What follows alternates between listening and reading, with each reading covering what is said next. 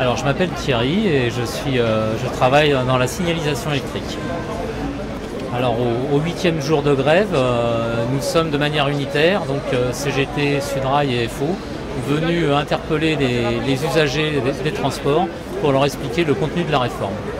Je m'appelle Jérémy et je suis agent des automates à Saint-Lazare. Pour informer, parce que les médias, c'est une réforme qui est très compliquée, les médias le font mal, enfin c'est ce que je trouve. Et donc là on essaie d'informer en leur disant vraiment pourquoi on fait grève, pourquoi on est contre cette réforme du ferroviaire.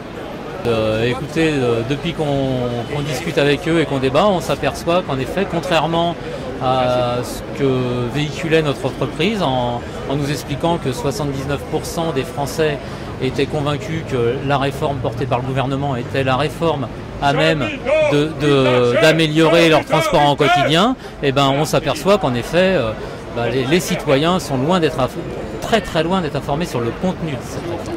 Il y a une minorité d'agressifs, moi j'avancerai le pourcentage, il y a 73% avec qui ça se passe bien. Tu les as comptés carrément? Non mais j'exagère un peu, mais non, en grande majorité ça se passe bien, parce que c'est vrai qu'ils sont en attente d'informations en fait. Donc le fait d'aller vers eux en leur donnant une information, au moins c'est quelque chose qui fait qu'il y a un dialogue qui se crée, quoi. Et ce rôle qui normalement devrait être tenu par les médias, tu penses qu'il n'est pas rempli correctement par les médias? Tu peux développer?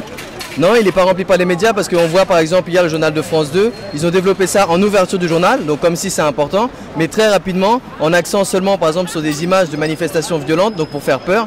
En fait, j'ai le sentiment que les médias sont complices de ceux qui veulent mettre en place la réforme. Comment est-ce que ça se passe avec les usagers?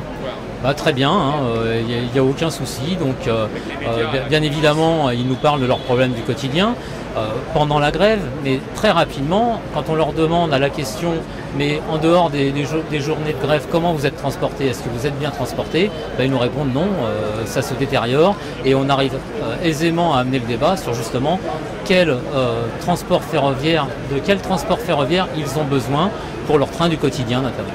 Alors c'est très compliqué. Maintenant, ce qu'elle va impliquer pour moi, c'est que je ne vais plus travailler dans la même entreprise, puisqu'ils disent qu'ils veulent unifier. Mais en fait, pour moi, c'est divisé avec 3 entités différentes. SNCF Réseau, SNCF Mobilité, SNCF, je ne sais même plus comment ça s'appelle, celui où il y a seulement les 4, ceux qui chapeautent. Donc c'est laisser tout ce qui est public, avec les 40 milliards de dettes, tout ce qui coûte cher, tout ce qui n'est pas rentable, laisser ça public. Et la partie qui peut ramener des bénéfices, là on la prépare pour demain, des financiers, des gens qui voudront privatiser, des gens qui voudront venir faire du business.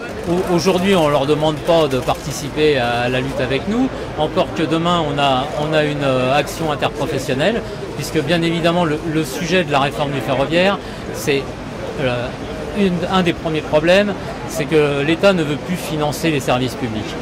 D'après ce que j'ai compris, puisqu'ils veulent changer le RH 77, ils veulent faire un nivellement vers le bas. C'est encore une fois toucher à des... Là, pour moi, on n'est même pas encore sur des acquis. Là, c'est un basique. C'est même pas un acquis, j'ai envie de dire c'est un basique.